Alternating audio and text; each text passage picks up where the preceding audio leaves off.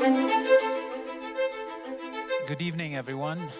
My name is Nabil Shaibi. I'm the Associate Dean of Scholarly Work and Creative Work at CMDI, the College of Communication, Media, Design, and Information here at CU Boulder. And it gives me great pleasure to welcome you all to this special evening event. So I want to welcome you to the third installment in the CMDI Distinguished Speaker Series. And thank you all for being here. Our Dean, Lori Bergen, couldn't be with us tonight, and she sends her warm welcome and regrets. I'd like to thank our Dean, as well as the many people in her office who made this event possible. I have to say that there are some incredible people behind this event, both from CMDI and also Motus Theater.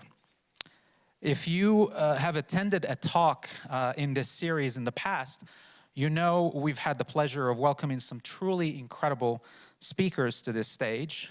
Tonight, we are striking a bit of a different chord that insists still on bringing a nuanced, thoughtful perspective to controversial conversations. So thank you again for entrusting us with your time. I love America more than any other country in the world. And exactly for this reason, I insist on the right to criticize her perpetually. James Baldwin, Notes of a Native Son, 1955. I come to you this evening not as a scholar, an educator, an immigrant, or an American. I come to you without a name, without titles, without the pedigree of publications, without the protocols of academic performance. I come to you as a fellow human with a lump in my throat, deeply disturbed by our repeated moral failures, our remarkable capacity to look away, to pretend business as usual, to declare the world is on fire, but here inside the walls of the university we are just fine. If we keep our head down, if we don't rattle the cages, they will not bother us. If we don't hold their feet to the fire, we'll get to keep our grants and cushy contracts. One day, history will remember us as the generation of muzzled scholars, the theorists who couldn't find their voice, the educators that forgot how to shout, the teachers whose students grew a spine in their stead. It took 500 years to gift the native a land theft acknowledgement. It took voting a fascist in the highest office twice to pay less at the pump. It has taken bodies, immigrant bodies, brown bodies, black bodies, women bodies, trans bodies, to feel great again. I think of poet Asiya Wadood, who writes poems to insist on recognizing the lives of refugees who perish in the Mediterranean. Wadood shames the rescue boats that sail past a distressed ship full of migrants, or helicopters that lower biscuits to refugees but opt not to do anything else. She calls the migrant boats the left to die boats. We are the helicopters and the ships that creep around the shipwreck and do nothing. We scroll through catastrophes with heavy thumbs and roar in silence. I tell you immigrants are human too, and you ask me how I learned to speak English. I plead with you to stop raiding our communities and terrorizing families, and you blame me for disturbing your peace. I tell you these are dark times, and you tell me not to go to the dark place. It took a roaring silence to get us here. It took a great dose of forgetfulness to charge up the ICE detention machines. I borrow the spirit of the next sentence from Canadian-Egyptian journalist Omar Al-Aqad, author of the brave and amazing book, One Day, Everyone Will Have Always Been Against This. To preserve the values of the civilized world, it is necessary to rearrange words so immigration enforcements can be called ICE. To raid undocumented patients outside a hospital. To body slam women and chain them to buses for hours without food, water, or toilet. To descend on an apartment building with helicopters in the middle of the night, rounding up frightened children, zip tying their hands and holding them in dark vans for hours. For the civilized world to survive, it is necessary to deport a 4-year-old US citizen with metastatic cancer, to deny urgent medical care to detainees to the point of death, to drive others to severe mental breakdown and suicide, to hold 70 people in one cell with one backed up toilet to share and one meal of plain rice and limited water per day, to subject queer and women detainees to humiliating stripping, rape, and sexual harassment, to take away the dignity and future of millions of undocumented Americans and sell America for a shameful gold car of $1 million. Otherwise, the uncivilized world might win. What does it mean to hold a speaker series in these restless times? What fierce energy of care, solidarity, and action could we project today when the lights set off on this stage? We partner with Motus tonight to hold space for people in our communities who have a widely different experience of living in America. Motus Theater is one of the most precious assets in our community. They have made a mark by challenging us to face who we are, who we have become, and what we could be. Their performances gently invite us to lean into a present where everyone is free, where stories teach us how to be human again, where we can liberate ourselves from heartless plots and numb numbers.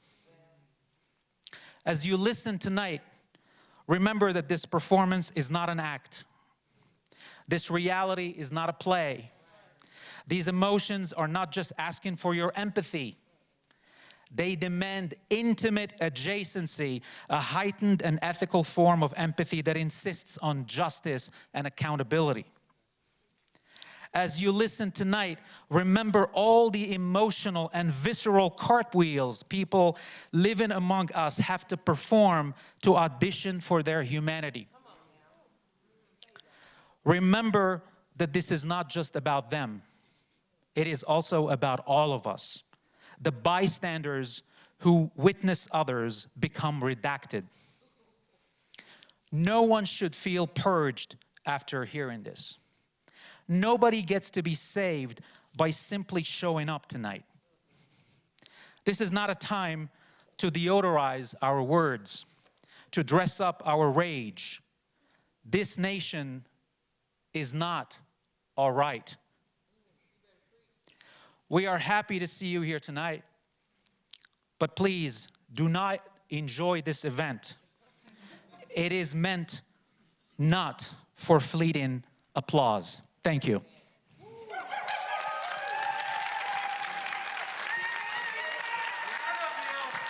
Thank you. Thank you. Thank you. I would like to call Christian and I think Rita as well from Motus. Thank you so much.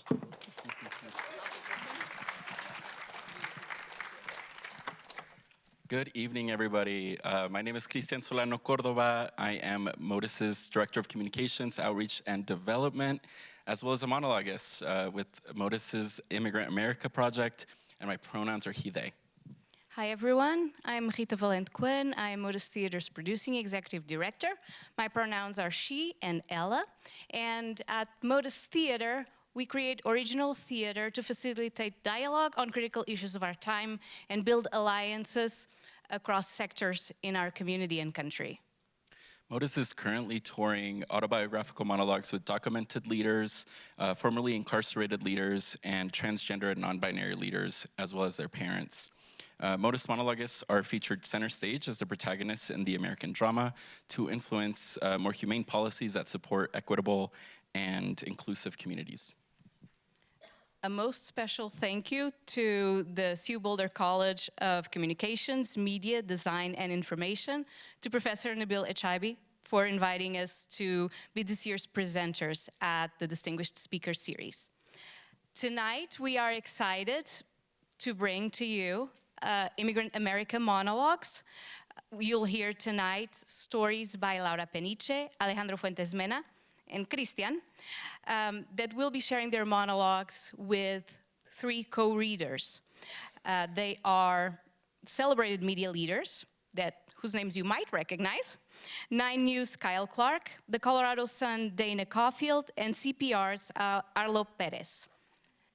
So they will co-read Laura, Alejandro, and Christian's stories. And then afterwards, there will be reflections and a panel discussion led by Professor Echaibi.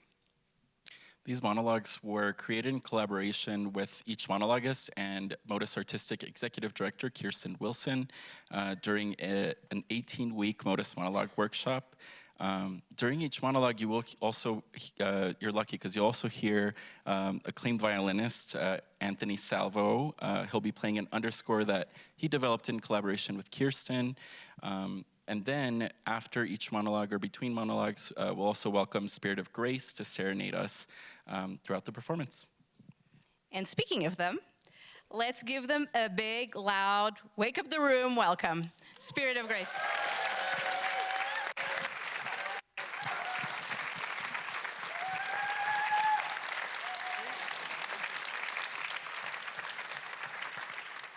Good evening, ladies and gentlemen, and everybody else, they, them, and all of that.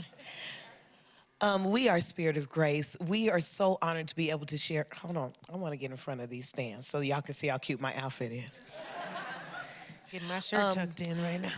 We are honored to be able to be here. We've been working with Motus Theater for almost a decade, maybe longer.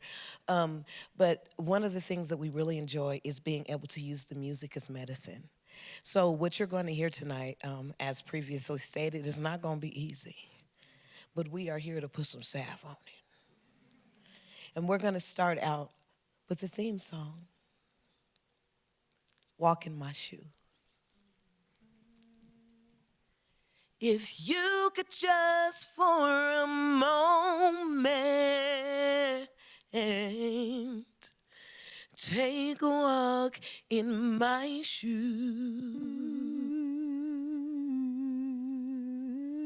feel the weight of my burdens, yeah, and see the world as I do. Maybe then we'll find a way to live a life where each can say, I respect who you are. Take a moment to refrain from all your judgment and your pain. Hold my story for a while.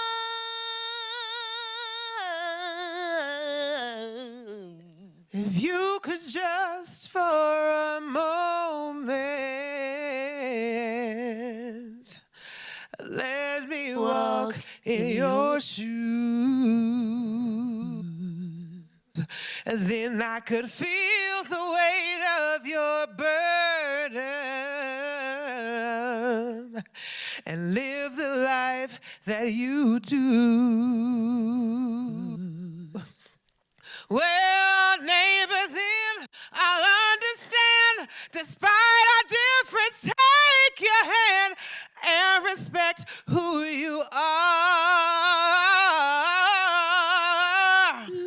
I take this moment to refrain from any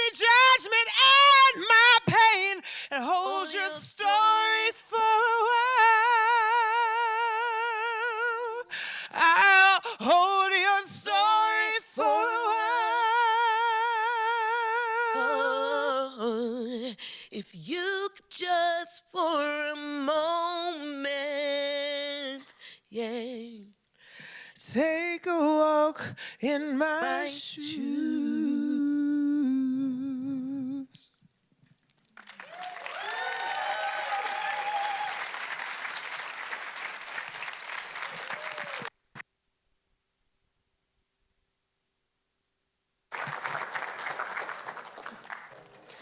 Hello, is this thing on? Yes.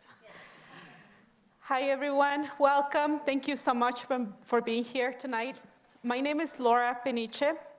I am a DACA recipient now, but I came to Colorado at the age of 13 from Mexico. And I came here undocumented. I eventually got DACA. However, I was not feeling good about going out and pursuing my dreams because I saw a lot of people that were still getting snatched away from my community.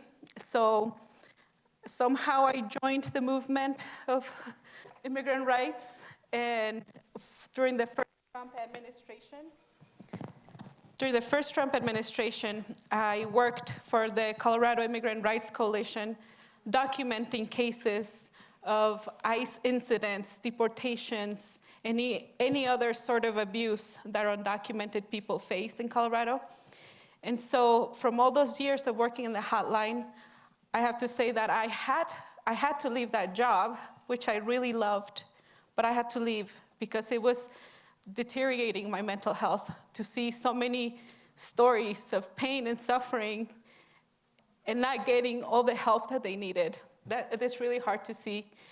And so tonight I want to dedicate my monologue to all those stories of all the people that have disappeared from our communities and we never heard from them, as well as all the people that are still currently in detention and fearing deportation. So with that being said, thank you again for being here. And I would like to welcome Arlo Perez, who's here tonight to read the monologue with me. Hi there, everyone. I'm Arlo Perez Esquivel. I'm originally from Uruapan, Michoacan, in Mexico. I came here when I was 15. During that time, Felipe Calderón was waging a war on drugs in Mexico, and Uruapan was in the center of it. So my parents thought that at 15, just turning 16 actually, I would be better off away from them, away from home.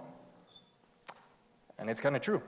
Throughout that time, throughout the time I've been in the US, I've been able to go to Boston College. I became a journalist for Nova PBS. I became a host for Nova PBS. Then I was able to produce my own series for PBS. And now I'm a journalist and a host for Colorado Public Radio.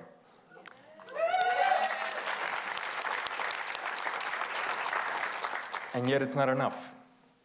Because the stories that you'll listen to today will remind you that this world, it never belonged to us. And it is with great pleasure that I want to read this monologue that really reminded me of that part of hoping that it will change. And now, Laura Peniche's Motus monologue entitled, Wandering the Desert.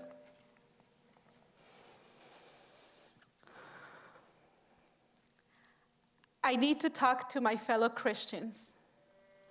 I know immigration is not a topic that is comfortable, but we need to have this conversation because many of you may not know that I'm in pain right now and that you may have, perhaps without realizing it, contributed to my pain. I share my heart knowing that you are good people. I've seen you help at church and at shelter and care for the elderly. I've seen you bring food to the homes of people in need. And I know that most of you don't really mean for all immigrants to be deported. So I don't understand why so many of you support leaders that are promising to deport my mom and dad. Many in my faith family tell me that I don't need to worry because they will be there to protect me and that they won't let anybody take me away personally. But some of those same people are helping to elect leaders who have the intentions of separating parents from their children, deporting millions of immigrants who are just trying to support their children. We often get disappointed by our politicians because they don't fulfill our promises. But I know many Christians are actually counting on our elected officials not delivering on promises to deport all undocumented immigrants. But these hopes, they're not enough for me right now. When I'm being told that I should fill out an emergency plan for my children's school so they know who to call if ICE picks me up. The thought of this possibility is forcing me and my children to live with so much anxiety. I really don't think that you want to take my children into foster care, left up for grabs to a destiny without a mother. There is a teaching in the New Testament about a woman who was about to be killed by a mob because of her sins. But despite her transgressions, Jesus stood up for her. He challenged those who had never thrown a stone to throw the first stone. And so there was nobody able to throw the stone at the woman. Of course, many Christians believe my family and I made a mistake by coming here undocumented. But if you know me, you know that I didn't come here to cause harm, but simply to preserve our own lives. We were hungry and we needed bread. We were thirsty and we needed water. We were prosecuted and we chose life and freedom. I want you to know, from what I have seen in my community, most people who are undocumented cross the border like my family, just trying to survive. We would have chosen a safe and legal path without wandering in the desert, without the freezing nights, without the cactus and thorns digging into our feet, without the threats of robbers and smugglers, without having to carry tired little children for miles and miles, if there would have been another way. I also know from personal experience, crossing the border, that my family and I were not alone. We were held by God's hand into this country. When I see the beautiful faces of my healthy, happy children, I know that I was meant to be here, and I'm so grateful to be a part of my community and our country. I am speaking up now because I can no longer sit in silence with you at church or in my faith while watching my friends and family get deported across that desert that we risked everything to cross. Called harmful names, told that we can live in the shadows and we can pick the fruit, but we cannot eat the fruit. Told that because we're not Americans, we cannot sit at the table with other Americans. And told that this country will not accept us, no matter how hard we work, or no matter how much we give. There are too many families suffering and being separated. Too many refugees in this country that are being sent back to their deaths.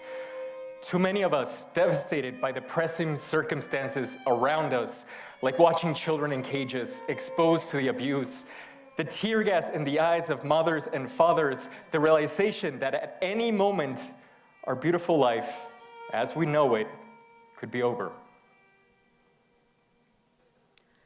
I find guidance in the teachings of Jesus, in the way that he stood up to save a life.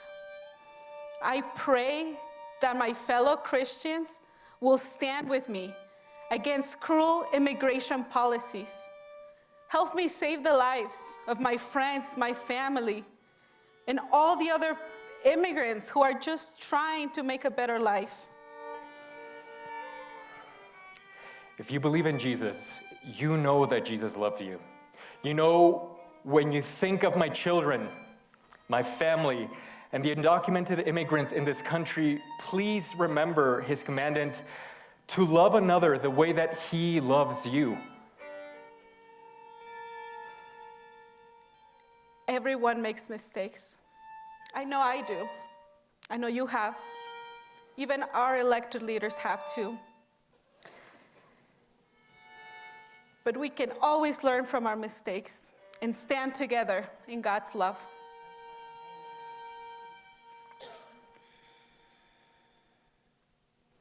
Thank you.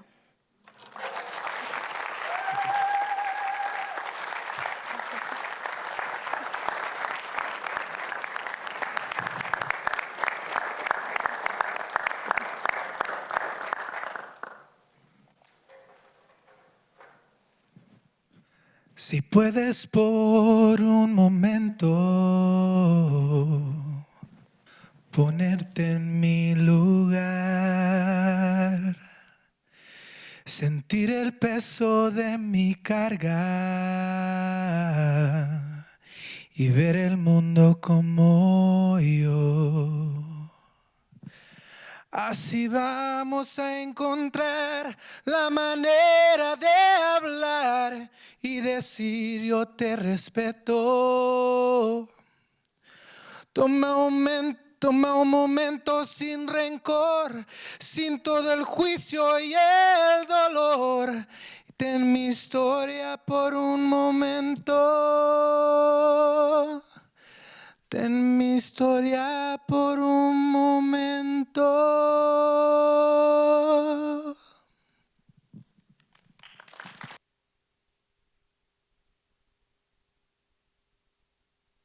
Fuentes Mena. Can you all hear me okay? Okay, beautiful. I was just doubling up. I saw them singing and I was all like, I want to do that too.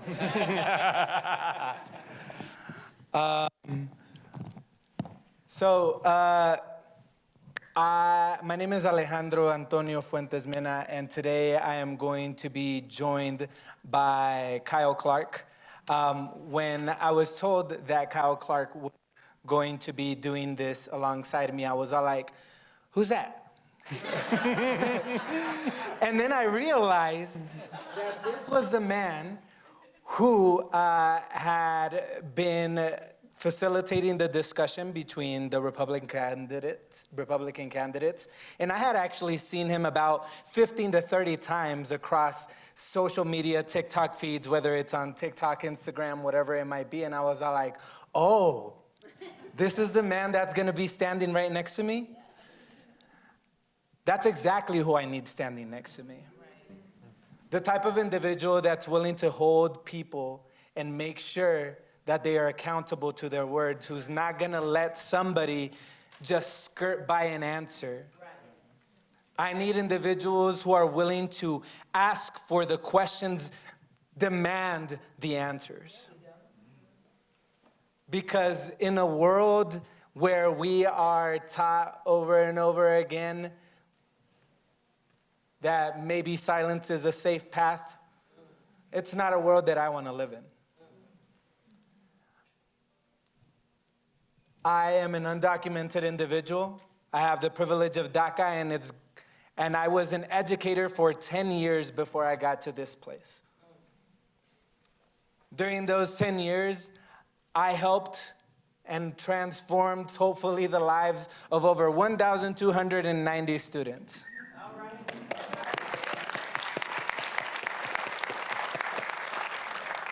And some of those students, because I would give out my number, still call me today and they're like, Mr. Fuentes, is this still you? And I say, yes, absolutely it is, because I want to, at all moments of my life, continue building myself in such a way that I can continue being a bridge. That's my hope. So without further ado, Kyle, would you please join me?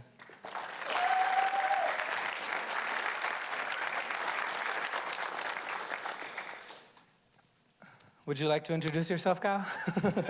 You did a pretty good job. Yeah. Good evening. My name is Kyle Clark, and I am a journalist, and I am very fortunate to have what I think is the best job on earth. I meet people, I listen to their stories, and then I tell the truth. There we go. And that's what I've had the good fortune to do here. I have met Alejandro, I have listened to his story, and now we can tell the truth. This is Alejandro Fuentes Mena's Motus monologue entitled, Deport Me. That's right. Deport me.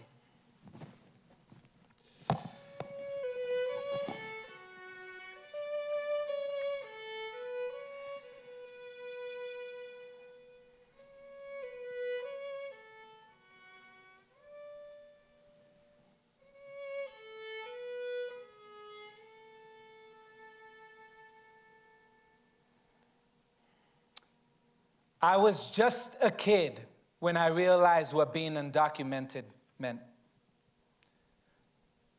At age 8, I started going to work with my dad to help him rebuild the entire outside of other people's homes, all the while not having a home of our own.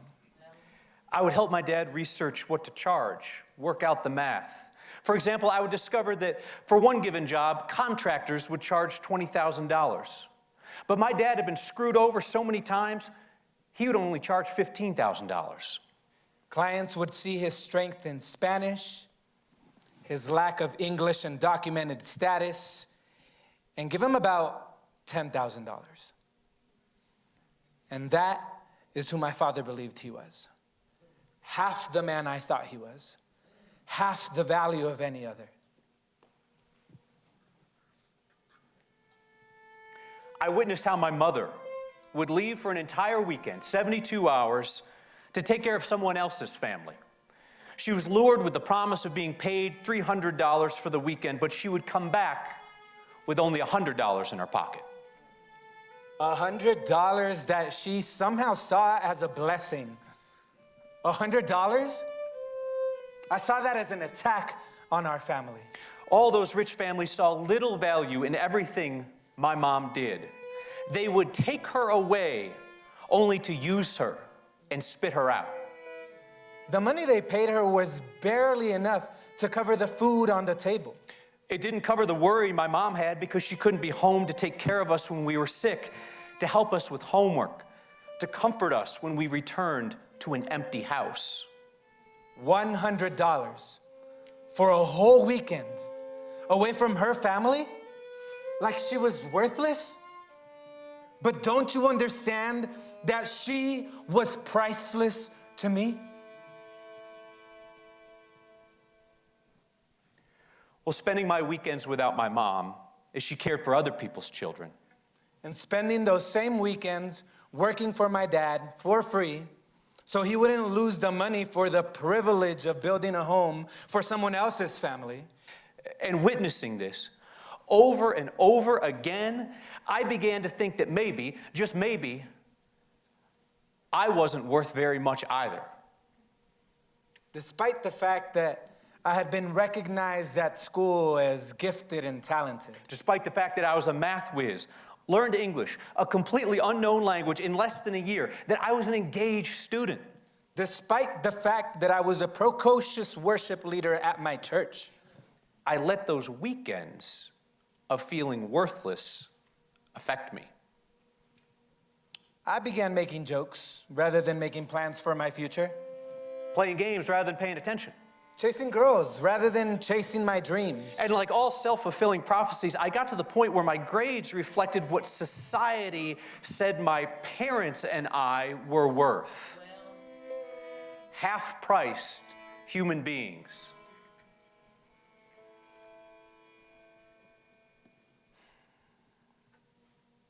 But luckily, I had a teacher named Miss Kovacic who worked hard to remind me of my value and help convince me that what this society was telling me and my family was wrong.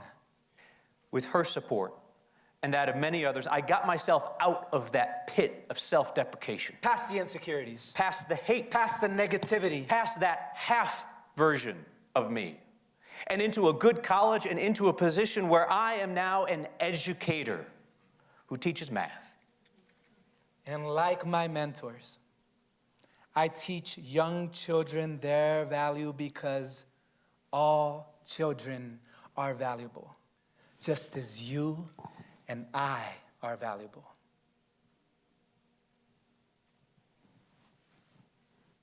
As a teacher, I can't help myself. I'm gonna take you out of school for a few moments. Y'all good with that? Yeah. Beautiful. All right, let's start with a little math lesson then. My father is one man, one of the hardest workers I know. My mother is one woman, one of the strongest and most compassionate individuals in my life. My sister is one daughter, a brat, but a lovable one, and an American citizen. And I am one son, half of this country and half of Chile, and we are 4 whole, beautiful gifts, indivisible with liberty and justice for all, not the half-priced individuals that society has attempted to make us. Moving from math to economics. If this country continues to deport the undocumented community, it's missing out on courageous, strong, intelligent, family-loving, hardworking people of great value. And that is not only our loss, it is your loss to miss out on us. Not to mention the billions in taxes that we bring in every single year, which, by the way, is billions more than large corporations are paying. There we go. There we go. Lastly, moving beyond math to ethics. Paying an undocumented person half the value for their life's work. Extracting all you can get to build your homes and take care of your families, and then deporting them as if they had not brought value. It's not just mathematically flawed. It's an American math story problem gone wrong. It is criminal to treat us as subservient or less desirable. I am living in this country undocumented, teaching your children, supporting them, engaging their minds in math, in their dreams. I am 100% here and 100% committed to this country in which I was raised, this country which constantly seeks to spit me out. Lose me, and you lose my value. Not just the money I pay into taxes and the money I pay into a Social Security that I will never be able to benefit from. But you lose my ability to inspire, to connect, to engage. You lose my ability to bring an impact. And you lose the knowledge that I bring to my students who are your children. This country would be foolish to lose me. So, deport me. Deport me. But realize that in the end, it's your loss.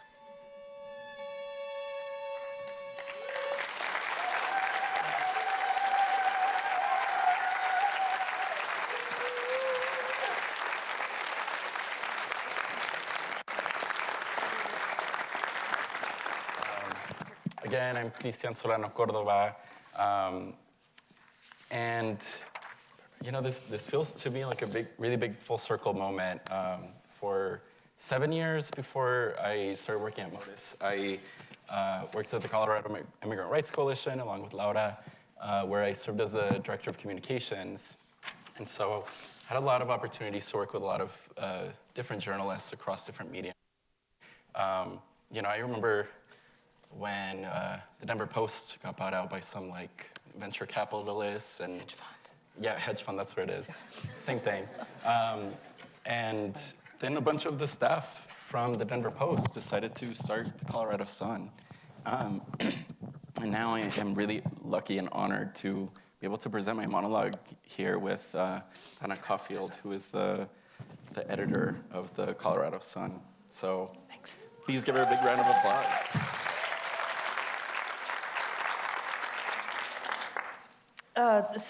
I'm Dana Caulfield. I'm the founding editor of the Colorado Sun. And I was just thinking about it, it's like a micro experience of having to do something that a lot of your parents did with you and your families, to just be brave and go someplace to get a better life. And that's what we tried to do with the Colorado Sun. And in thinking about our responsibilities in the work that we do, we ask a lot of trust of people, to trust us with your stories and trust that we are going to tell your story accurately and fairly back out again. And that is why it is such a pleasure for me to read with Christian Solano Cordova's Motus monologue entitled The Meaning of Courage. When I was my baby sister's age, I didn't have many worries.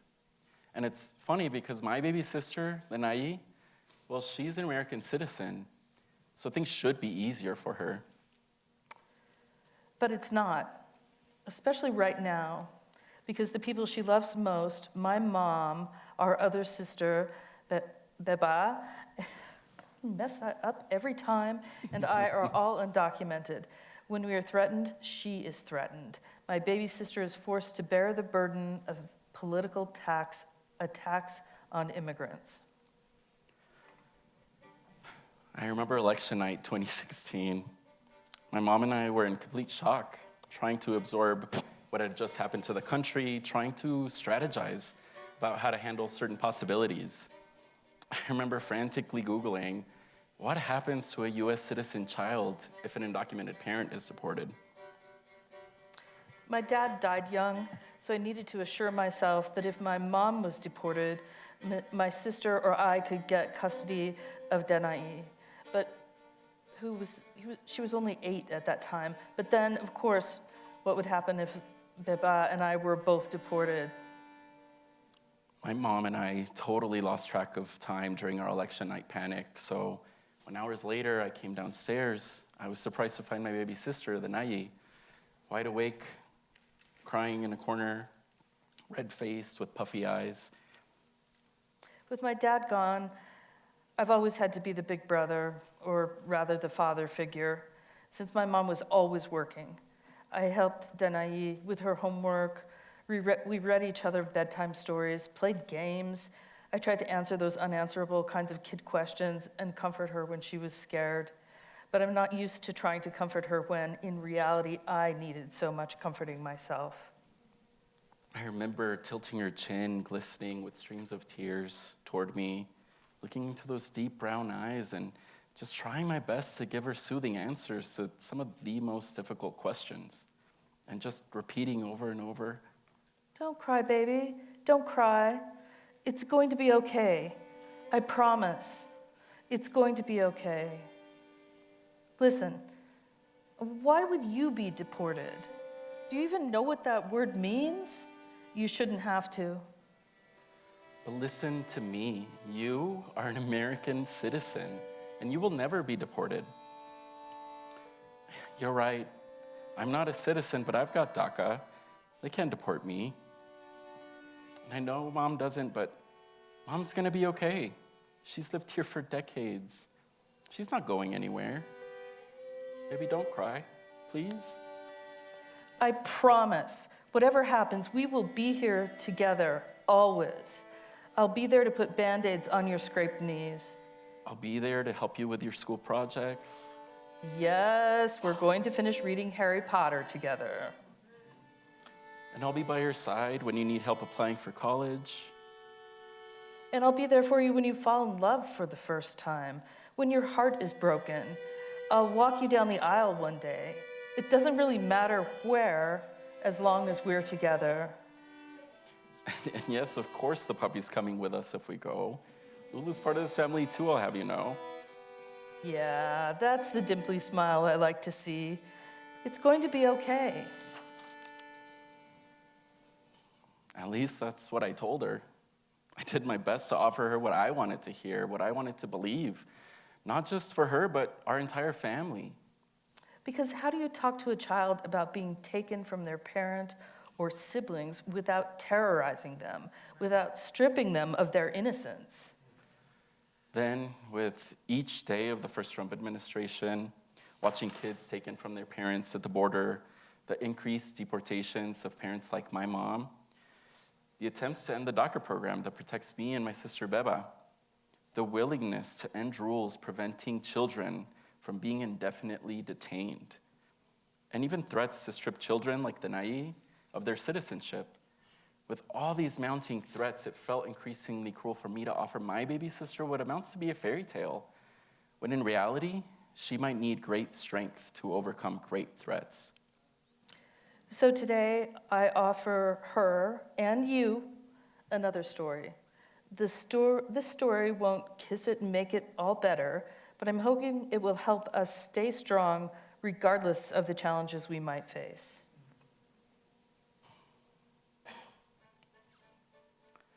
I was just 3 years old, and my sister Beba was just 1 when we crossed the border with my mom. We walked together with a group of 10, 15 people across the desert. We walked for hours and hours at night.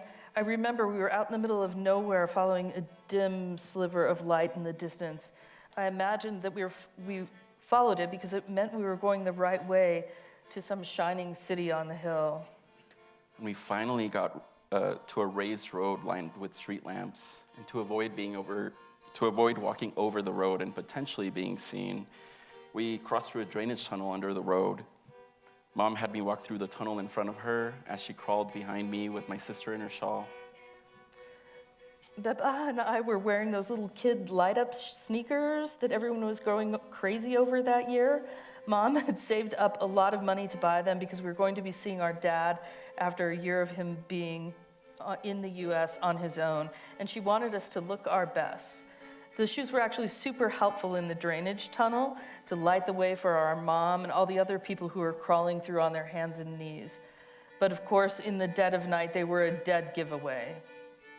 When we were finally able to see the moonlight at the end of the tunnel and catch a whiff of fresh air, the coyote urgently requested that my mom take off my shoes. "There's a border patrol car parked outside," he whispered. The drainage tunnel emptied out right next to a gas station where the Border Patrol car was parked. The officers were inside, we assumed, so we waited for a while, hoping that they would return to their car and drive away, but no one was coming out. And for some reason, the coyote grew impatient and abruptly told everyone to move. And in the chaos, everybody immediately scrambled, crawling behind tall grass on their hands and knees, as the coyotes gave us voiceless commands with their fingers on their lips and pointing to the ground. But the ground was covered in cactus thorns and pricklies, and I didn't have any shoes. While everyone else crawled, my mom stood up, carrying both Beba and me in her arms, and she just started walking. At first I thought she was giving up, because surely we would be seen. Everyone else was still crawling on the ground, but she stood up tall and walked with a defiant pep in her step, as if she belonged right where she stood. And that's when I first realized that the real meaning of courage is not to pretend to be immune from fear, but rather to quickly and quietly... Sorry. That is when I realized she hadn't given up. She just had faith that walking quickly and quietly was her best strategy to protect us. She was resolved that somehow, somewhere, we would be okay, and that we would find a place to call home, where our family could thrive. I've never forgotten the look on my mom's face as she walked out of the darkness of an unknown country. That is when I first learned that the real meaning of courage is not to pretend to be immune from fear, but rather to calmly and steadily take action in spite of it. Our current president and some of his followers continue to caricature my little 3-year-old self as a diseased toddler, criminal, murderer, rapist, gang member in the making. And in many respects, they have succeeded into scaring many good people who don't know any undocumented immigrants into thinking that a mother carrying her children to safety is nothing less than an invasion. But Beba and I grew up beloved by our friends and our neighbors and strong members of our communities. We both went to college. I even became student body president of MSU Denver. I'm not part of some invading army fighting against America, but like many of you, I'm fighting for the American ideals I know we can live up to.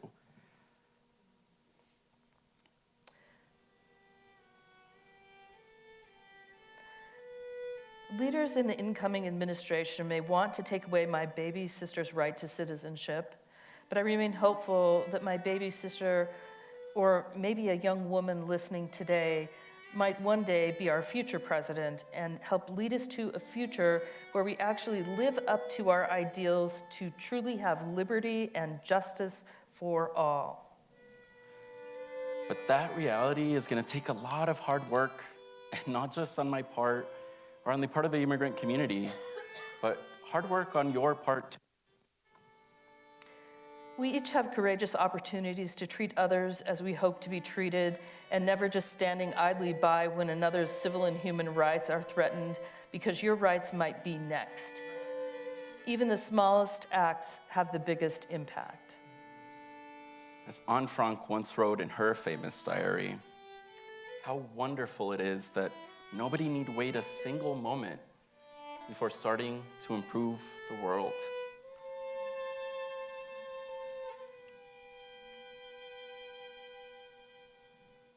Thank you.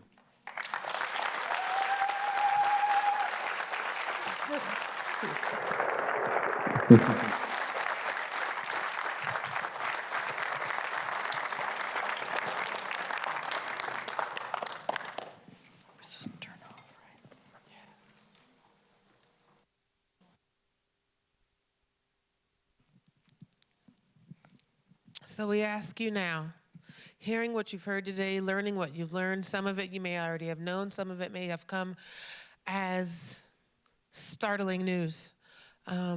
So we would appreciate if you can just take that just for a moment and put everything that you walked in this building with to the side. And just for a moment, take a walk in another's shoes. If you could just for a moment, yeah, be the son of a mom and dad, to be the fruit of their struggle,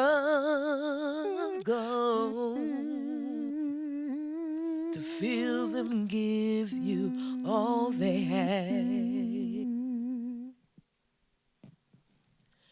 To watch your sister sit and cry because she might say goodbye to all she loves and she knows.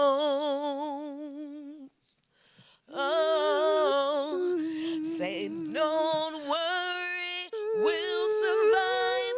Our mother taught us how to thrive. So I need your courage for a while. Oh, If you could just for a moment come and stand in my shoes, you'll feel the weight of my heavy, heavy burden and live the life that I do.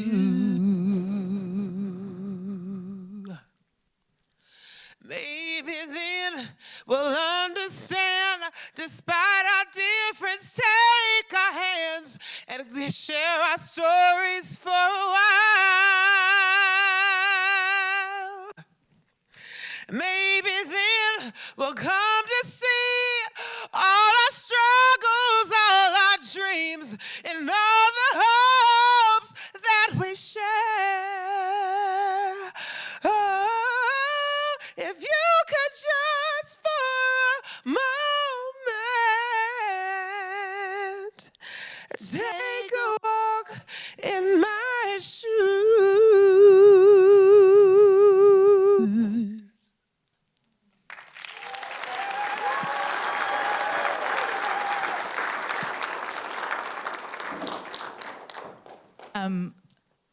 Awesome to have Spirit of Grace with us, is it not? Is it not? That song was written for Motus by Carlos Heredia, who's exactly, an amazing Dominican singer-songwriter who worked with Motus, but traitor, he moved to North Carolina. So we're super grateful to have that song being sung so beautifully. And also thank you, Alejandro. This is enough. So in a few minutes, we're going to get to a panel discussion that Nabil is going to lead, and we're super excited to have that. But Motus always asks two questions of monologists and co-readers when we have the privilege of having co-readers, because ultimately, this is about landing in our shared humanity and how we hold that. So I'm going to ask the monologists and co-readers to come up, and we're going to, if you could, just join us on stage. These are not surprise questions. We ask the same ones every time. And then Nabil will have the surprise questions for the panel. My name is Kirsten Wilson. I'm actually the founder of Motus Theater.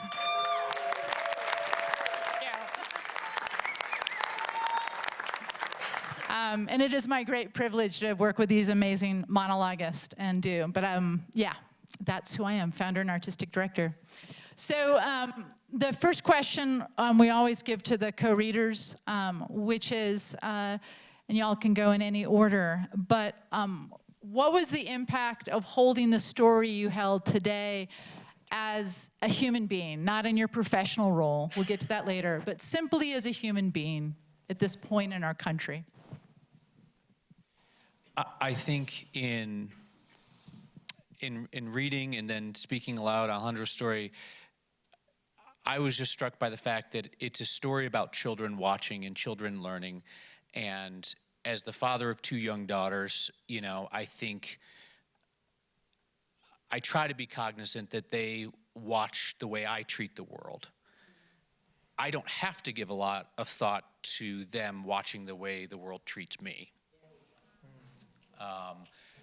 And then I also think about the children that were watching their parents cheat his parents and what they learned about the world and the way they're treating people today.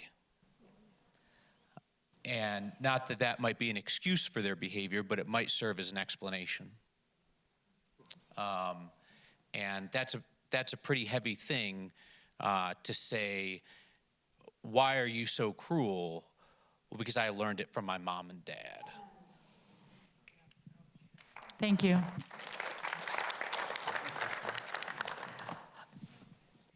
So I think the thing that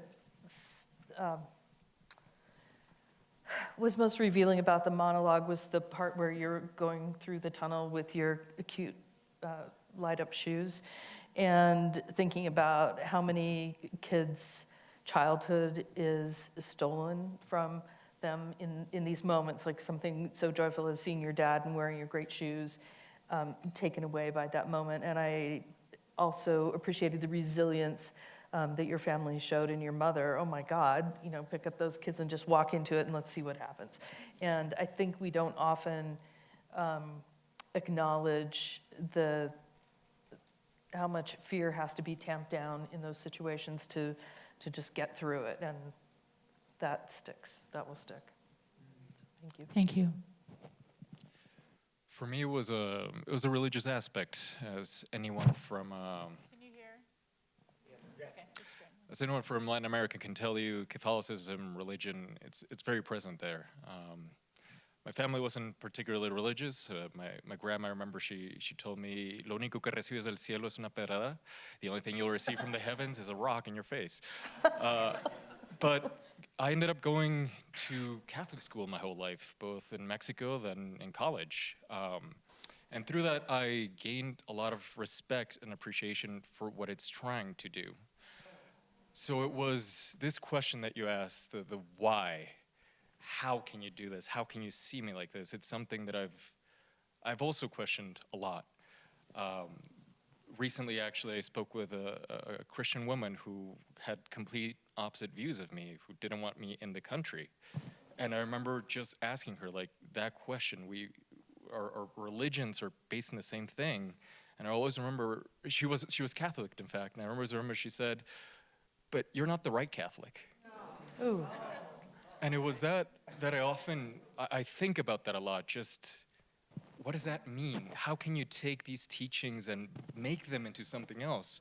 So that truly is what held me to your piece. Awesome. Thank you.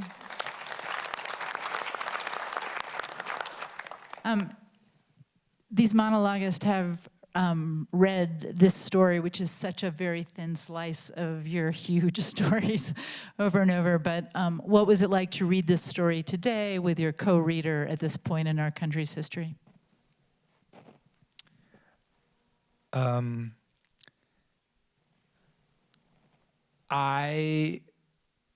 the work that I do with Motus, with my other contracts, and the work that my wife does with Convivir Colorado, which supports immigrant, refugee, and first-generation American students, see the power in themselves and their leaderships. I think about the importance of narrative and how each story, there's a story war going on. One that is sane and trying to bring us down to such a level that we are seen as less than human. Before the genocide happened, there were concentration camps, and those concentration camps before that, they were detention centers. Before that, there were massive deportations. History is repeating itself. And some individuals are cognizant of it and are willing to say, wow, let's figure something out. Because the genocide is happening not only here, it's happening in Palestine, it's happening in Congo, it's happening all around the world. And I think it's very easy for us to just like turn everything off and just shut it when we are not directly impacted.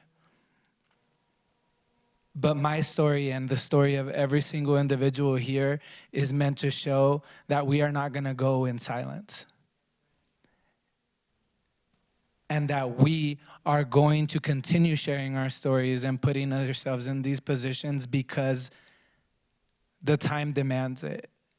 And I just want enough people in a room to be ready to not only receive, but turn it into action and act on it.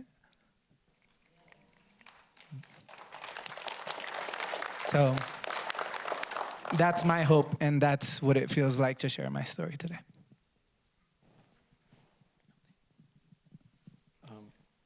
Well, I mean, you know, as I was alluding to earlier, is this on?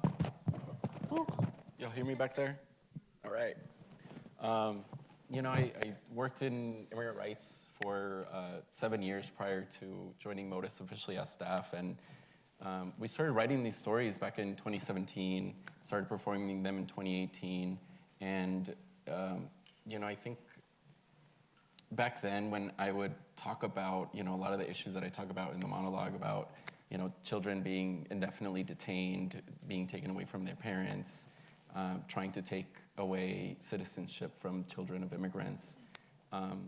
Back then, I feel like a lot of audience members, a lot of media probably thought I was being like a fearmonger. And now, all of those things are actually happening. And, but now, you know, there's a really direct attack on free speech, right? You know, on especially on media, right?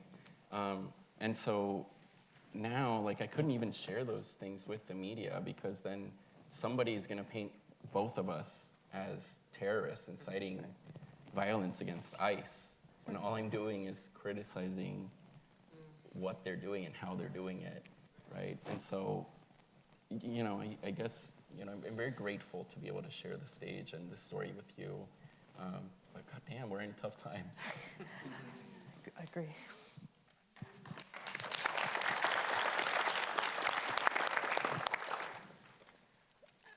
To me, to have my story read or co-read by Arlo, to be honest, the first time I heard that someone else was gonna co-read with me, I felt relief.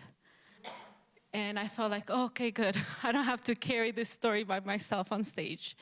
And I cannot tell you how huge that is. I joined Motus on this mission because I believe that it is urgent and life-saving that we change the narrative in the media. And it's not easy. So what I discovered through Motus is that because of everything I've lived and still continue to experience, there is this great fire that lives in my chest. And what I've discovered through Motus, every time we share stories, it's like I'm sharing a little piece of this fire with you so that you can also carry it with you wherever you go. And that helps me a great deal to not have to carry it all by myself. So I have found this to be a very healing, positive experience for myself. It is nerve-wracking. I can't sleep every time I'm gonna perform with Motus. I don't sleep the night before. But I am always, always so grateful for having these opportunities and for having people show up and listen to our stories, because it makes a huge difference. So thank you so much. Thank you.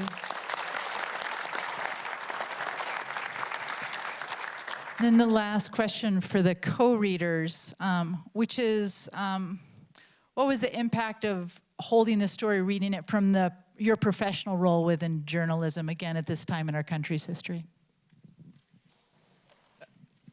I think with the particular of Alejandro's story, it was the reinforcement of what I think a lot of journalists know, which is just how captured the dialogue has become with the idea that immigrants are takers as opposed to contributors to our community, which that's not like a matter of opinion, right? I can distinguish between opinion and fact, and you know, that's what I try to do every day as a journalist, and some things are just facts. You know, and when I'll sit down to interview someone, and sometimes they're nervous, and I don't know why, but they'll ask me a question about how it's going to go, and I was just trying to say, well, if you tell the truth, there's nothing to worry about. And in sharing your family's story, it occurred to me that is the truth, but that's not the conversation. And that's where there's a problem. And the commingling of the idea that every fact that I don't like is an opinion and every opinion that I like is a fact is a big, big problem that we have right now. So when I said that I love my job because I get to meet people, I get to hear their stories, and then I get to tell the truth, they get to share their opinions, I get to share the truth, but your family story was the truth. So that's why I was honored to share it.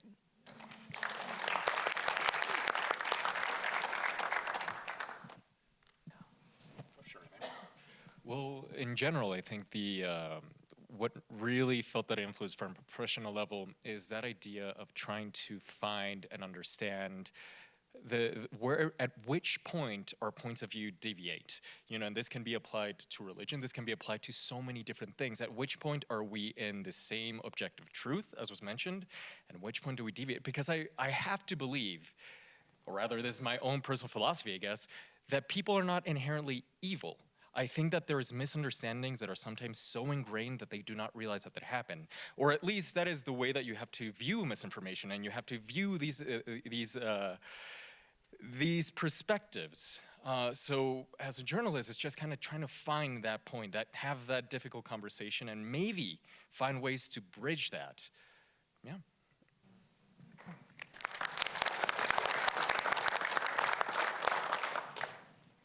I also think that hearing the stories of the journey and then the conflict that continues once people arrive in America makes me realize how nuanced everybody's story is and how deep and difficult and exhilarating and successful things can be. And it made me think harder about how we might do the storytelling and making sure that we're getting all of that. And, you know, we're not going to get it in every single time because we're, you know, worried about Jeanette being released, or we're worried, you know, like there are 50 million things that we're concerned about, but taking the extra time to actually hear the origin story of the people that we are learning about is probably more powerful than we know. Beautiful, thank you. We have the pleasure of Spirit of Grace and then a panel. And so Christian is going to be on that panel as a communication. All on all of the media leaders. But Alejandro, Laura, if there's something that if you haven't said, that if you don't say it, Christian will be under a lot of pressure to speak for you. Is there anything that you feel like you need to say? And I really, it's a question before we go.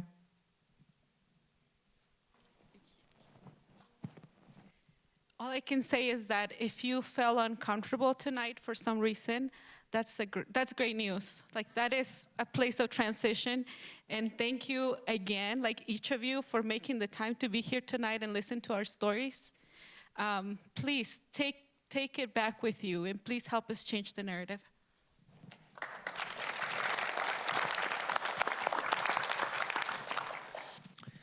I see people like from different backgrounds all over this this community here, and I guess the thing that I would want to say is, one, let pain and discomfort be a drive towards action, one, and B, you can't live in it all the time. So for the individuals who are most impacted, whether you are a person who is a person of color, a person in the queer community, a woman right now, like literally almost every fucking group is under attack, sorry.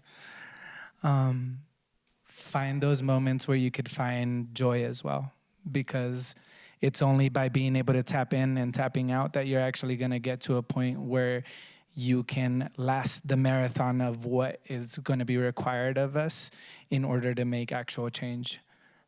So that's it, thank you.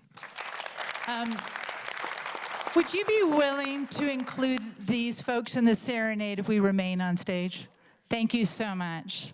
You can stay here for a second, you and Alejandro.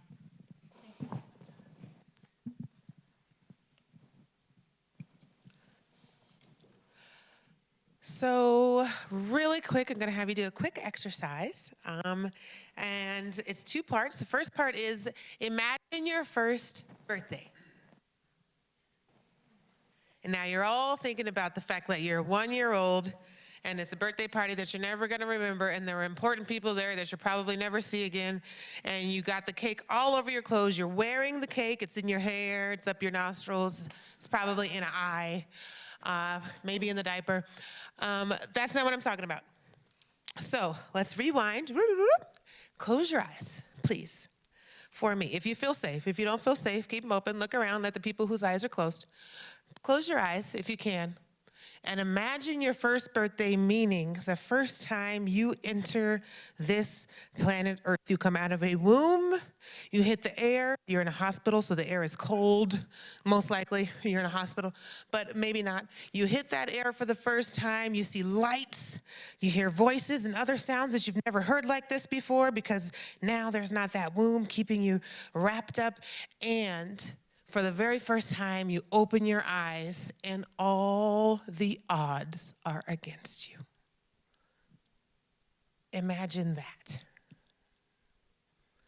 La, la, la, la, la, la, la, la, la, la, la, la,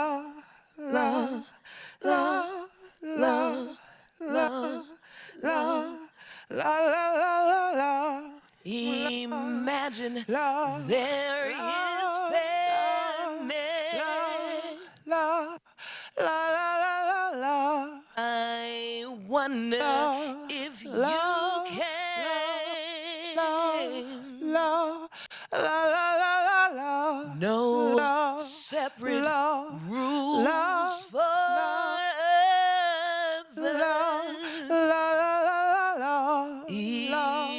imagine man is man. Imagine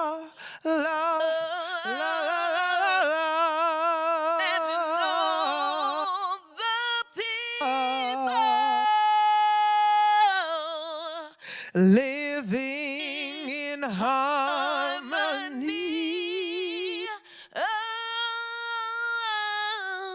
Now imagine there is justice. Oh, first time it's ever been.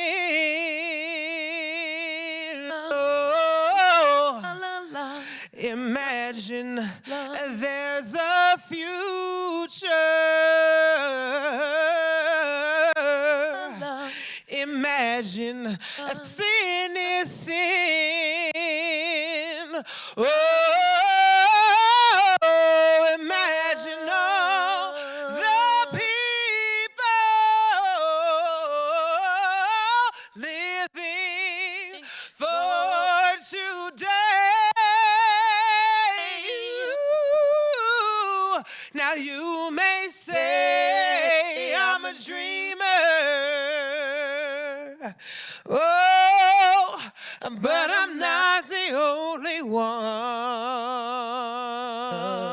Oh, no. I hope someday you'll join us. Oh, and the world will be as one.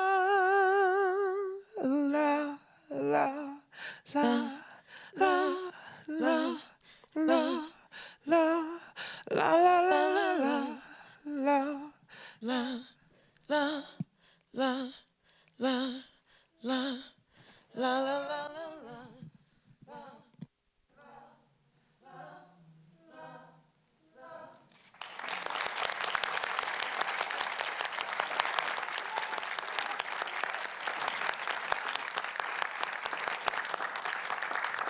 la. Thank you again for being here, for staying longer.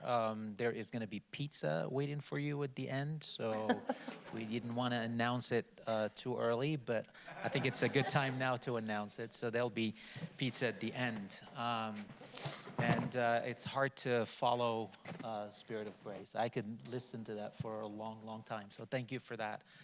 And thank you for our panelists, for our great journalists who showed up tonight. This is amazing that you can show up like that to co-read these important stories. And thank you to our monologuists. I told many people that Motus is awesome, and you get to really see it tonight. And it's such a treat and a pleasure to see the humanity really come back into one place, and hopefully just shield ourselves from the noise outside and from the craziness outside just momentarily. I want to say also that I have a love and hate relationship with journalism. It's more love than hate, let me say it that way. I'm originally from Morocco. I write a lot about the Middle East. It's very difficult for me to speak to a lot of journalists these days because of what, the dehumanization of that part of the world. But it's hard to be mad at these journalists. These are the people who actually show up and they do the work, and they challenge us to think differently about the world every day. So I just wanted to start with that sometimes the questions that I have are not necessarily directed at you personally. They are directed at the profession of journalism in general, and how we can actually better tell the story of immigration away from the dehumanization and the fear and the demonization, and into hopefully what we heard tonight, which is more of a story of dignity and a story of respect and truth, which is a word that came up at various times tonight.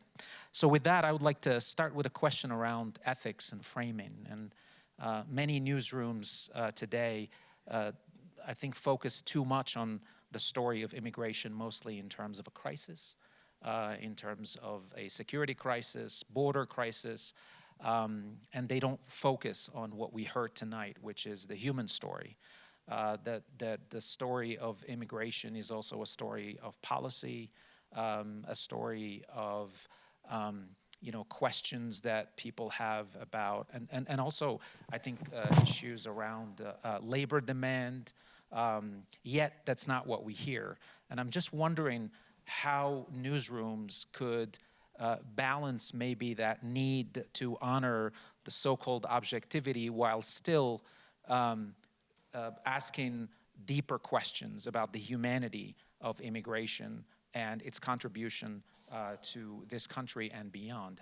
Some of these things you addressed in the answers to Kirsten's questions, but I wanted to hear a little bit more about that.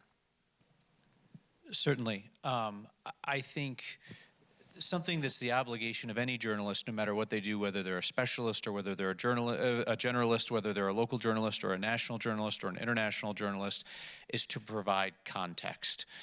Because it's so easy to manipulate the news when it is lacking in context.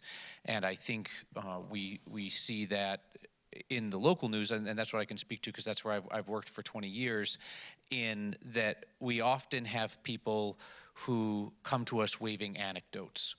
And it's very easy to get people's attention with anecdotes.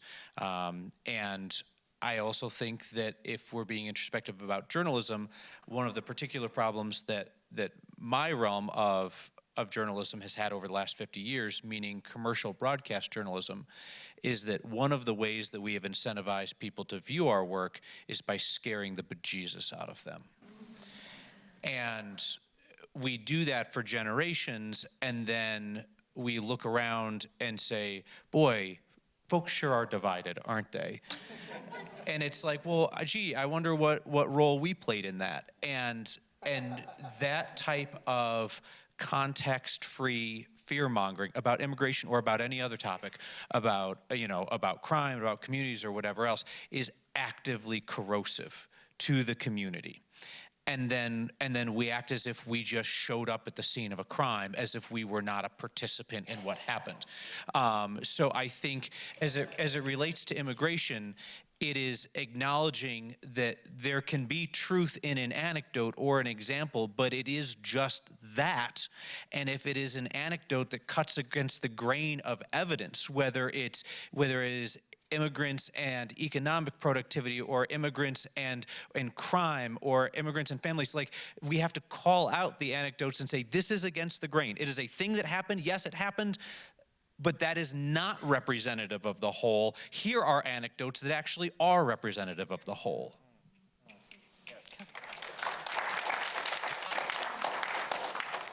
Also a little bit whipped up myself. And I think we actually are in a crisis, and we are in a crisis of reporting, and part of that has to do with the way that the federal government regards us as reporters and what is truth and what is fact.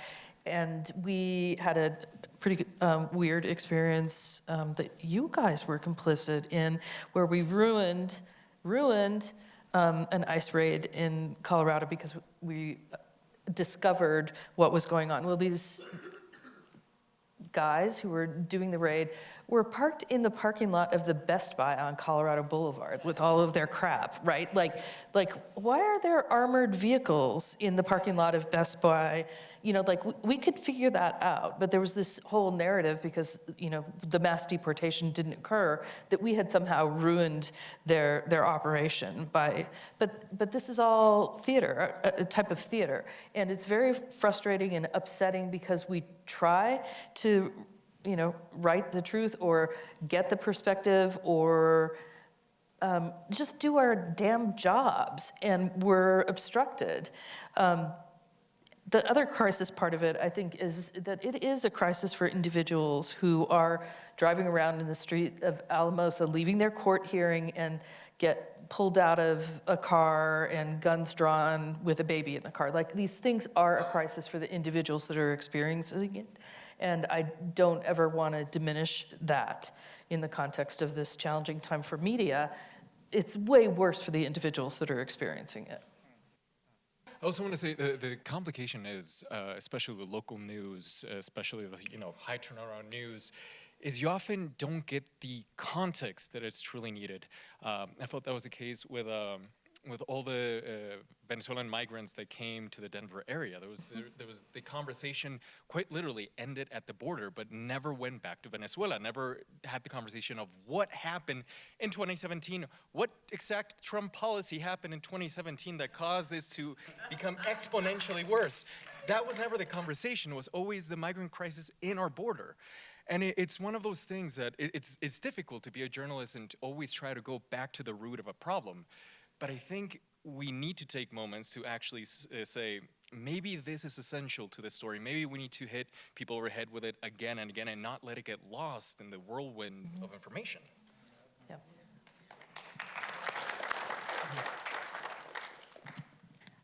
So I wanted to take a chance to just introduce myself. I'm not a journalist. My name is Jen Piper. I work for the American Friends Service Committee in Colorado. We organize immigrants and allies, so both citizens and folks who are directly impacted. And much of my job over the last 10 years has been to try to get the analysis and the stories, the voice of very powerful people in our communities who are immigrants or citizens that are supporting them into the media. So I sit on the, we're trying to find ways to get the right stories in front of all of you. I would say sometimes in partnership with and sometimes in tension with folks from the press. And so I think what I would really say is to support all those things. And then I would just add in this particular time how important it is to add education about civics. That part of the context of this moment we're living in is like, what are our deepest values and how are those represented or not in the law? I am part of the last generation. I'm almost 50, and I know that my class was one of the last classes to actually get anything in school about what is in the Constitution? How is the Constitution formed? How do we make laws? A lot of folks younger than me do not get that in school. And then there are a lot of people my age and older who didn't pay attention. And I think sometimes it's hard to explain what the crisis is if we don't know what the baseline was. Not that the baseline was always perfect or that we've always done completely right by ourselves, or lived up to those ideals, but I think like when we were talking about changing birthright citizenship, it is a fact that to change the Constitution, all of 35 of the states have to ratify that. So like we're talking about it like it's something Trump can do tomorrow just because he said he can do it tomorrow, but we're not giving people the context of how that change should happen so they can evaluate whether democracy is being eroded or not. So part of the context is like, what are the rules that are a fact? And then what is happening? Are the rules being followed or not? And then the second piece that I think is really important is to ask folks who are immigrants the same questions that you would like ask me as an expert on policies. So not only people's stories, but like, why do people think the policies we have are the way that they are?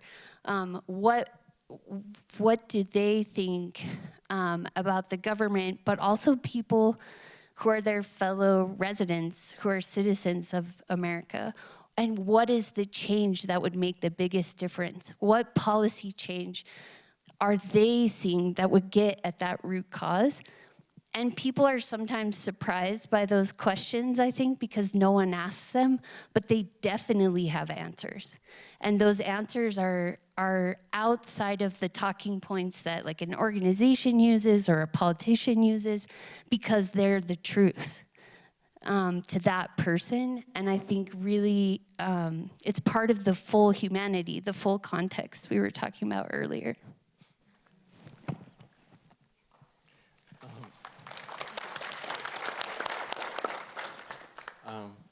You know, I think for me, like, you know, how does, from the outside looking in, right? Like, you know, I used to work a similar position to Piper, trying to connect people to the media. And, you know, I guess I always wonder, how do y'all like balance that objectivity, quote unquote, with like, you know, just basic false statements, right? And not just that, but how do you balance that objectivity when the policies that are being advocated for are actively harmful? You know, like I think right now I'm looking at this whole government shutdown situation, and you know, they're blaming it on immigrants, saying that you know, Democrats want to shut down the government to give immigrants health care, when in reality, all undocumented immigrants don't qualify for the Affordable Care Act. The few slivers of populations that do qualify, such as DACA or temporary protective status people, they pay taxes, right? So like, my frustration, I guess, is like, when do we stop saying like, you know, false statements made by the president to like be clear and say the president is lying because this statistic is not true. And I know you all have to balance the objectivity, but like at what point does that threshold kind of like, you cross that line where somebody's lying and you can determine that they're lying versus somebody inadvertently spreading misinformation? Right. It's a huge challenge right now, and it's for a lot of us culturally, it's difficult because we are in the position of saying, you know, some person said this thing, it's, you know, complete BS. Then we have to respond to it by saying, citing no evidence, you know, and that's sort of uncomfortable.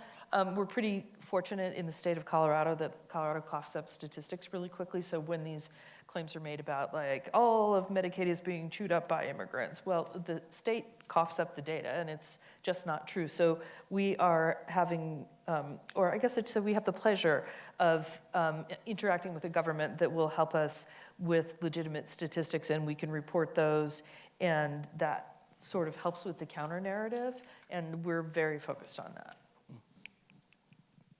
And I'll draw in my science communication, kind of science journalism background here to kind of put a little bit on it.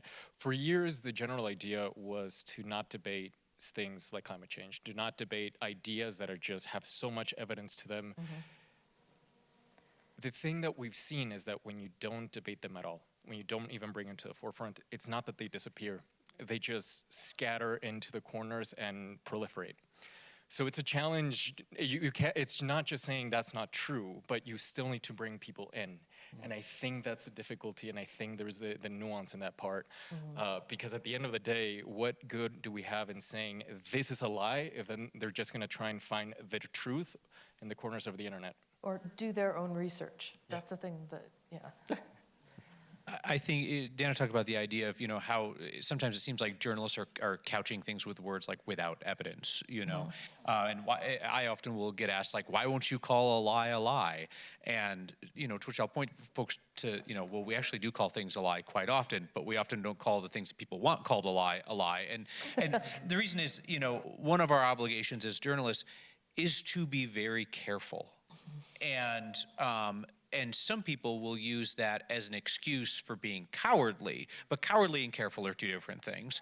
And someone can claim something without evidence, right? The president does that with frequency. There are local politicians that do that with frequency. And why do we say without evidence? We say without evidence because they have provided no evidence, and we have not yet established evidence to the contrary that they are not telling the truth. It's not that we are lazy or don't care or we're not working on it. We are working on it, but we can't wait a week or a month or 3 months to discuss this claim that's already proliferating because the media no longer owns the conversation. So we want to acknowledge that they're saying this, but point out, she's saying that without evidence. He's saying that without evidence. Now, the next step is, well, no, that's false. And we can say so-and-so is falsely claiming X. Right. Then the burden is higher to say lie, which for me just means knowingly saying something is false. That gets really tough because then you're in the person's head, right? And then you need to have some kind of idea that they have the intent to deceive. But sadly, we can often get to that point with people, both locally and nationally, in that this person is lying. We know that they know better. I'll use a non-immigration example. The 2020 election, right? When Trump and people around him say that it was stolen, they know that's a lie because we have their internal communications from the legal team and everything else, and they knew it was BS, right? So when they say that now, we know that's a lie because they have knowledge that it's not true. You know, and I would go so far as to say when the president says that Colorado's elections are rigged, I'll also not an immigration story, but Colorado specific. He knows that. He knows that's not true, but he's saying it because it's advantageous to him. So just a bit of context about why we sometimes go through that progression of without evidence, false, not true, and then lie. Because there absolutely have been instances where we have said without evidence, and then someone brings forward the evidence. Often it's not the person who's talking out of their backside to begin with, but it's somebody else. And we can't be in a position where we further erode our credibility by saying that something's false because we assume it to be simply because the person has not done the due diligence of providing evidence. Yeah,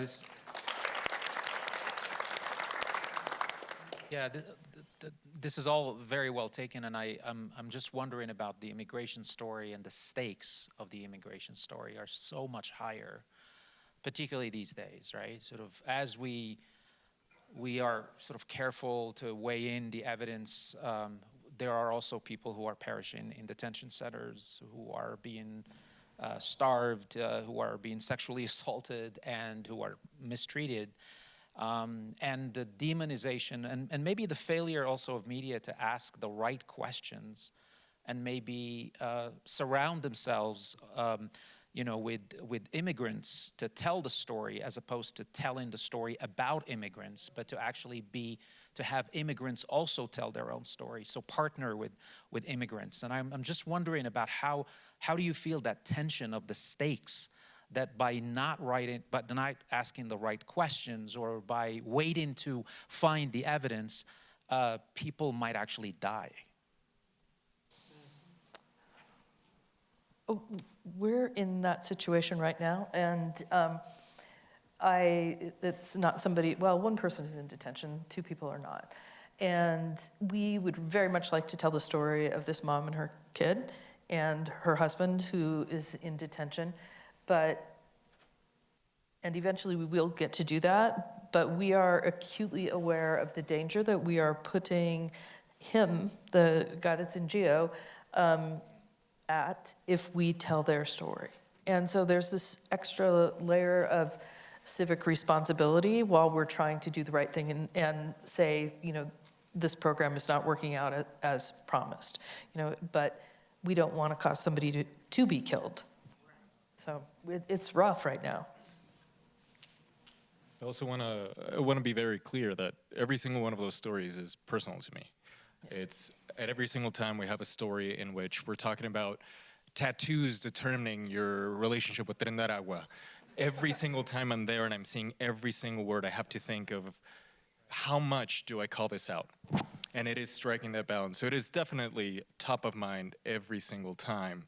I'd say that we are, I feel maybe being the youngest one here, I gotta say, youngest in media, earliest, saying that media has never faced this type of constant amount of BS. Let's just call it BS. And it's about to get worse. We're currently seeing people are saying that the texts that we know are true are AI. Right. And the media's job, you have to be, news has to be the thing that you can rely on, and that takes time. So we are challenged in a way that I don't think any other generation has before. And how when we move forward to that, maybe it requires another filter in between that, because we need to move slowly. Otherwise, we will make mistakes, and that makes things worse. Academics are in that same boat. Mm-hmm. Yeah.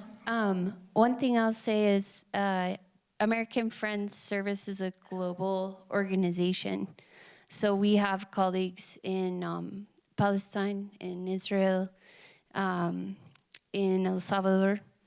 And I think when we started seeing nonprofits and the media and the press and free speech being attacked in very explicit ways, and the use of immigration status as a way to silence everyone, right? Like when you detain someone like Jeanette Vizquerra, who's been an immigrant rights leader for 2 decades, lover, hater, both things.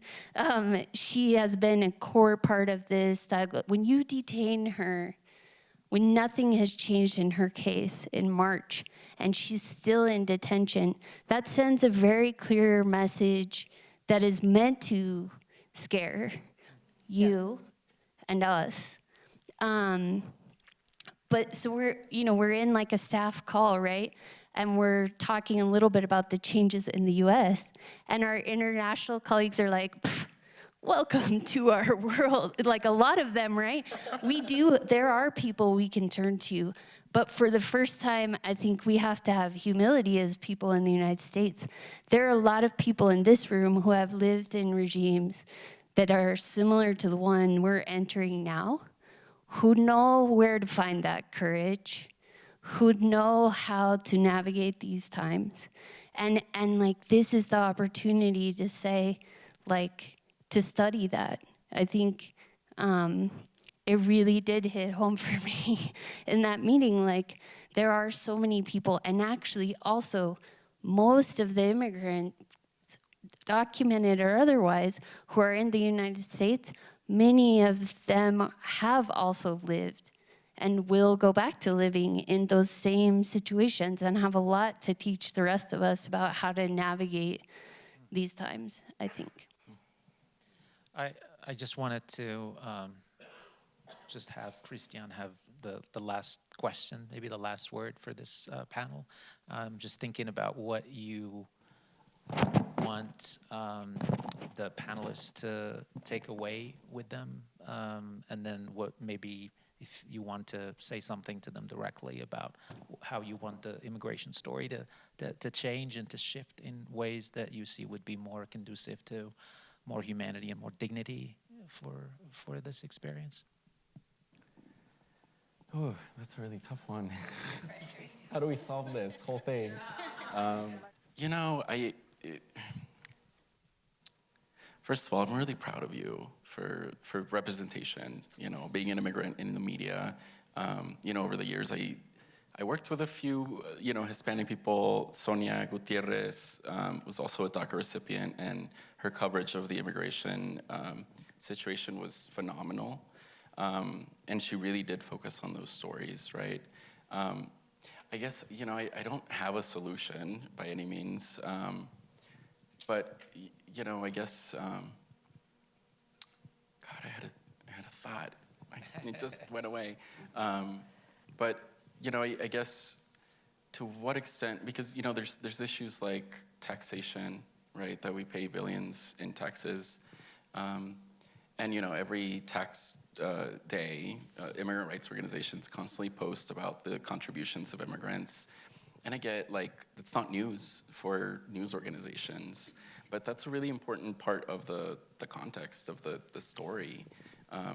So, like, you know, taking that as an example, and then, you know, a lot of other things that, like, you can't report every single time something happens, but, you know, how can you incorporate that context into the stories without making it like a dull and boring and constantly reiterating everything all at once? Like, what is that balance, I guess, is my question to y'all.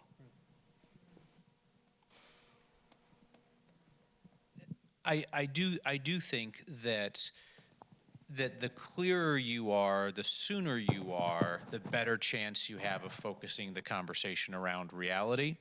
It was brought up earlier, the idea that the shutdown was being blamed on members of Congress that wanted to give health care to people here illegally. I actually have seen that claim pull back considerably in the last month because it was so forcibly refuted by journalists right out of the gate.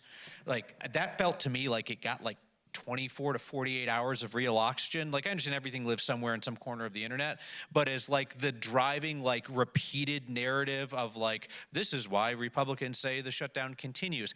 I feel like that got nipped in the bud pretty fast because it was so provably false, and now narratives have shifted. And I feel like that was a good lesson for journalists, and just, you know, just don't be afraid to tell the truth. And you know, we talk about the idea of like, is objectivity hindering us in that? Not calling out a falsehood is not being objective, that's being complicit in the falsehood.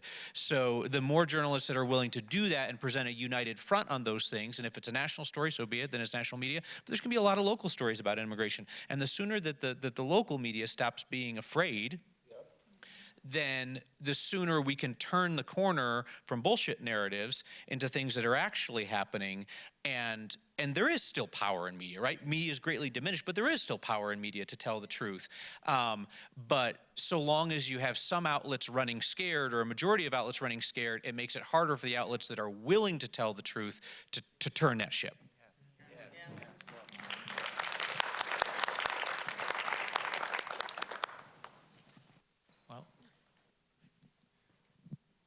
I think to very specifically tackle the idea of when information is boring.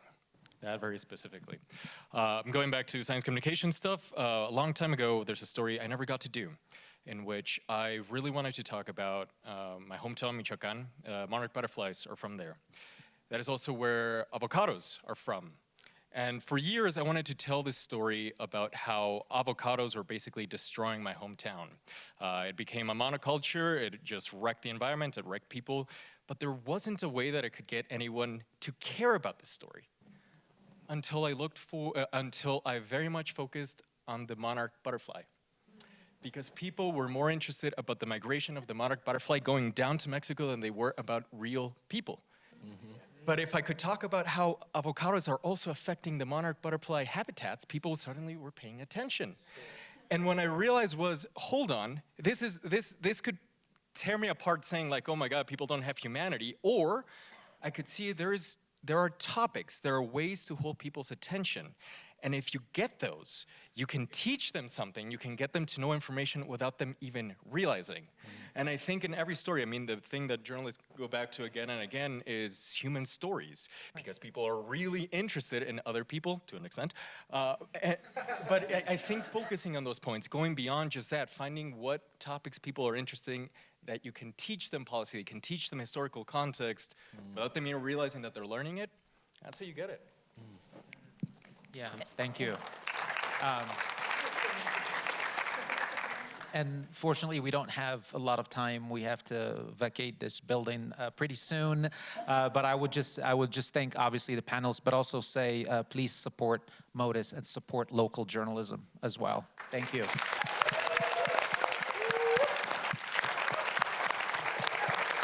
Once again, can you hear me? Yes.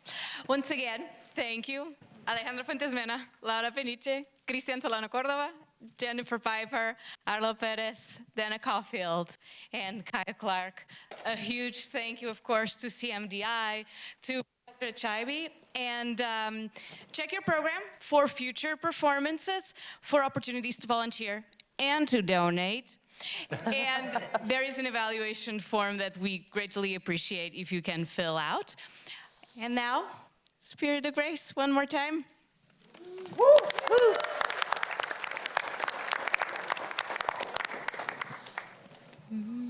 We're just going to end with a very quick song. I hope you don't mind if we cantar en español. Viva la raza. But the song just says, give us a heart that is big enough to love, but give us a heart that's strong enough to fight.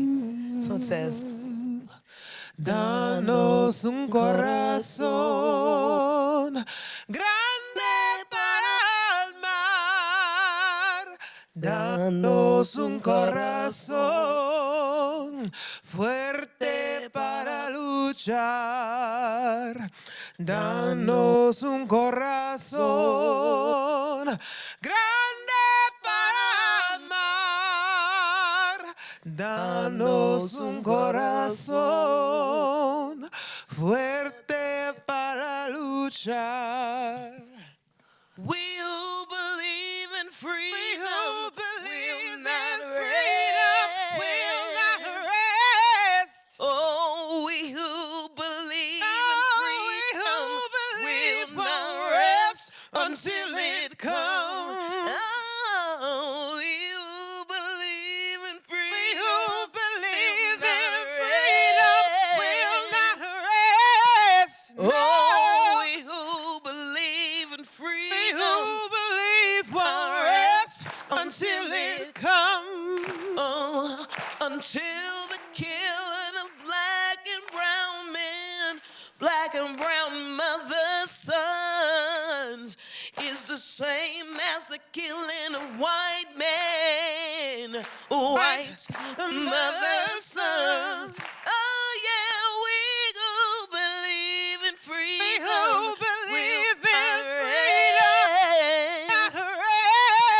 Oh, we who believe in freedom. Will not rest until it comes.